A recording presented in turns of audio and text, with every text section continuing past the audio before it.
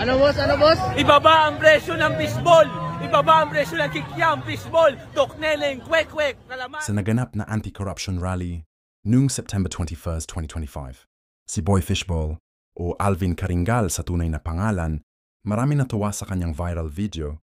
Yung iba ay ginawan pa ito ng meme video. Lingid sa kaalaman ng marami, si Boy Fishball o Alvin Karingal ang tumakbo pala bilang mayor sa lungsod ng Maynila. Ngayon, 2025 election, nakakuha siya ng 508 boto.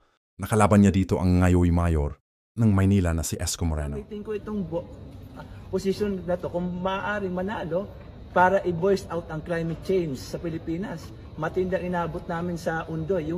Yung ilog nakakadiri. Pumasok sa loob ng bahay namin. Tapos for future environmental activist ako. So siguro gagamitin ko itong voice ko to para i-promote si Greta Thunberg.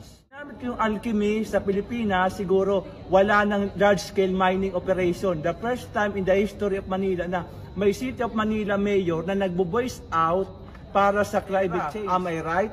So bakit natatakot ang gobyerno na magsara ang mga negosyante? Hanggat may gahaman, may negosyante. Pero yun lang, iangat ko. Manila to the world.